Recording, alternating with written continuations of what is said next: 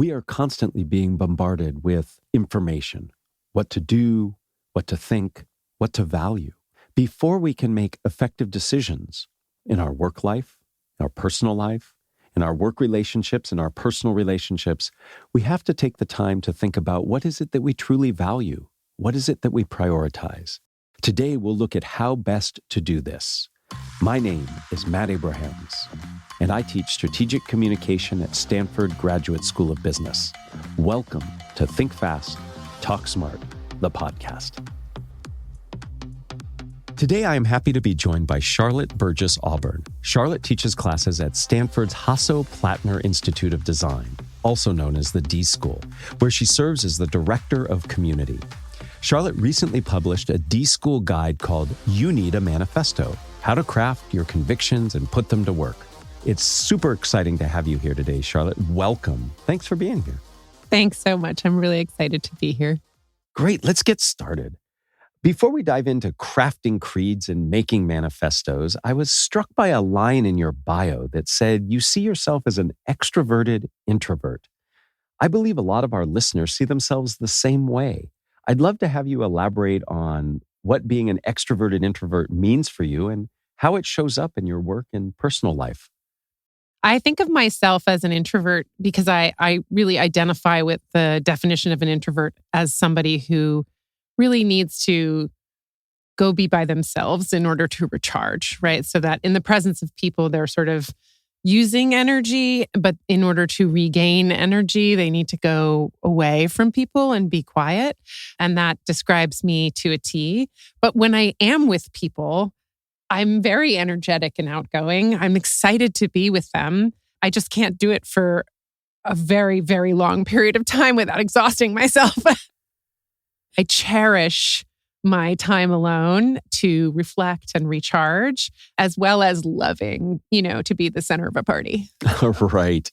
And I think a lot of people feel that way. I sit on the high extreme of extroversion. So to hear that sounds a little foreign to me, but I can absolutely see how many people like yourself and our listeners might feel that way. Let's get into manifestos. What are they? Who are they for? And how do they help us in different areas of our lives? So a manifesto is a statement of purpose and a script for action. My take on a manifesto is kind of a more modern and personal one. I think that rather than recruiting others, what we really need to do these days is to recruit ourselves. We are currently in the middle of a maelstrom of being recruited by everyone at every moment. I mean, anybody with a telephone in their pocket is constantly being recruited. Their attention is being drawn. And I think we need to spend some time to recruit ourselves to our own cause. And a personal manifesto is a compass, a navigation tool to help you find your way through what at the moment feels like a pretty hazardous navigation scheme through life. I think it's so powerful to allow ourselves time to just think about what's important to us and to give ourselves some direction, be it if we're starting out in our careers or perhaps pivoting or making choices. So I like this idea of recruiting yourself. Yeah, I mean, if you're not living life according to your own values, you're most likely living them according to someone else's. So really giving yourself the time to explore that, I think, is pretty critical. I'd like to talk more about values. In your book, you talk about how values serve as the essential first ingredients for our manifestos. How can we identify and prioritize our values? So values are really, I had a hard time with this at first. I really thought, how do I figure out what it is that I value?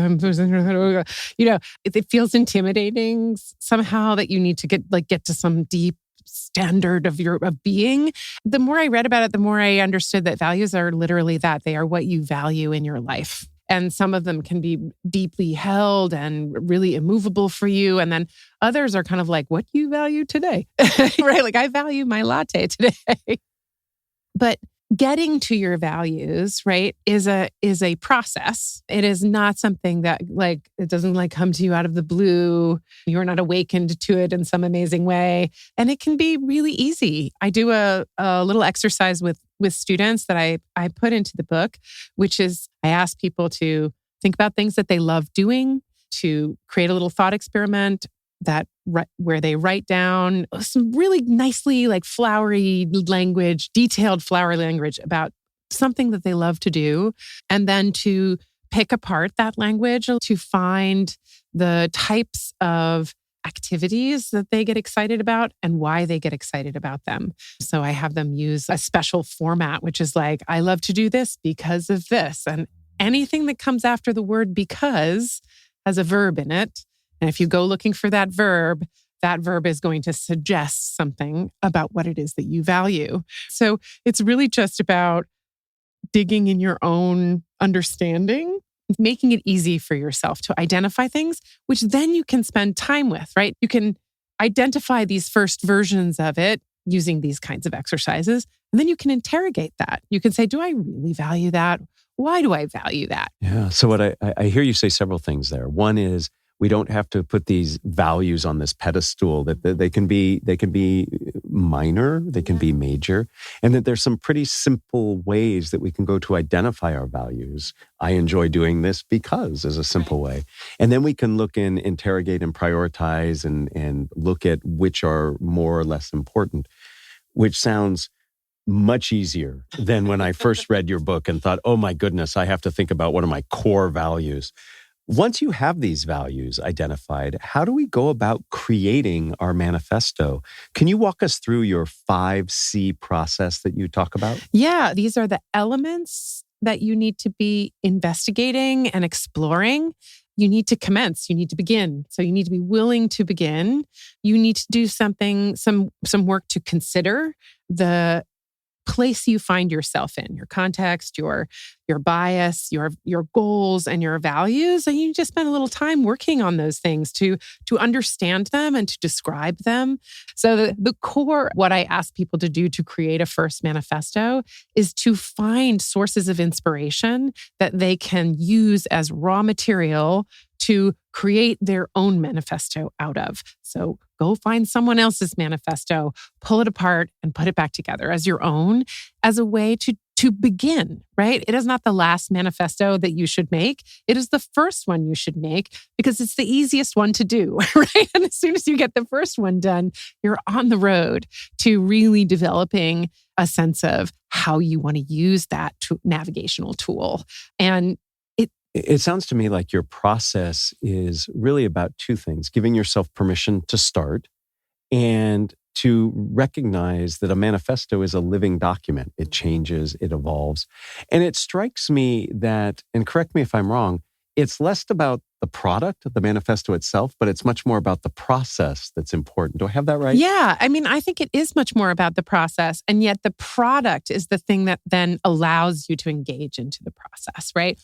If you keep your values and your beliefs inside and in your head and don't get them out of your head and out onto paper, you can't really have a great conversation with them. I think being able to manifest things outside of yourself allows you to see them from a slightly different perspective and to engage with them in ways that are very intentional and deliberate.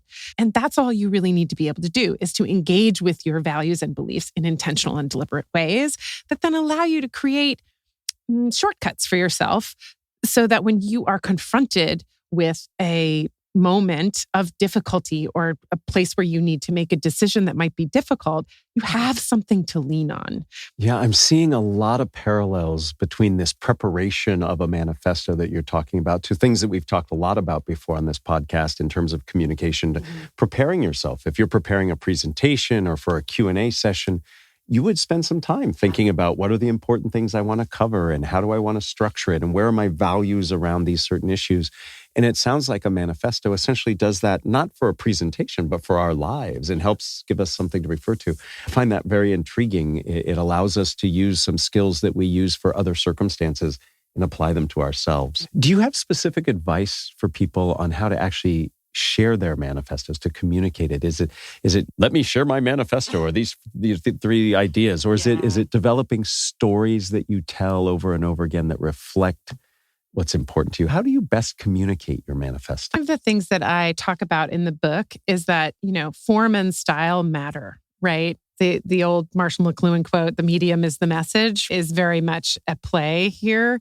It really does matter the way that you decide to present it and both the format that you use and the form that it takes.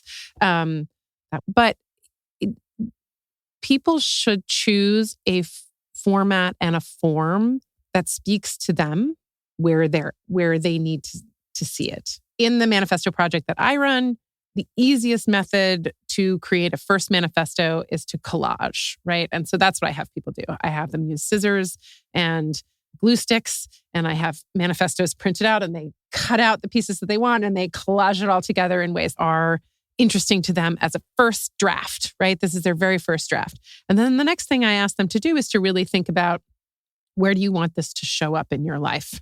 What are the moments that are sticky for you? Like where are the moments where you either take time to reflect or where you most need something to be staring you in the face to talk to you about your values? It's like, is it your phone background? Is it your Zoom background? Do you want it to be a communication tool to help introduce yourself to other people so that you can begin your relationships with other people in a very transparent and authentic way? Like, that may be the Zoom background version, which is like, ask me about my manifesto, right?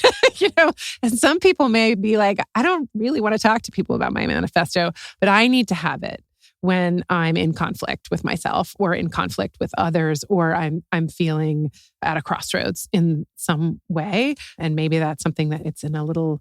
I had a former boss of mine who had it on a card, a laminated card in his wallet, had like one sentence. That was his kind of thing. And whenever he needed it, he would just like pull it out of his wallet. I always love talking to people from the D School because it's all about glue sticks and Post-it notes. I know, right? And I think that's fun. And I think it points to that there can be a very tactile and playful nature to some very serious concerns. Play is critical, I think, in this case as well. The thing that I think it really does for me and for the students that I'm working with here is that it really eliminates that intimidation factor, because when you're playing, the result is something that might be marvelous, but it doesn't count in some way. It doesn't count against you. And I think that piece is like terrific. It's like everyone wins. So we started talking about how you make it approachable by devaluing, if you'll allow me, the importance of values, right? So it's more approachable, but also in the way you actually physically construct it is also playful, and both of those make it more approachable. What I'm taking away from your comments about communication are each of us will create our own need and ways of communicating our manifesto. There's no one right way. Mm-hmm. Some of us will want to broadcast it, and others of us might want to keep it very private and personal. But part of it strikes me, I think, of creating a manifesto is to think about, how do I want to share it beyond myself? And I think that in and of itself is a valuable thought process. Well, I've thoroughly enjoyed our conversation. Before we end, I'd like to ask you the same 3 questions I ask everyone who joins me. Are you up for that? I am, absolutely. All right. If you were to capture the best communication advice you have ever received in a 5 to 7 word presentation slide title, what would it be?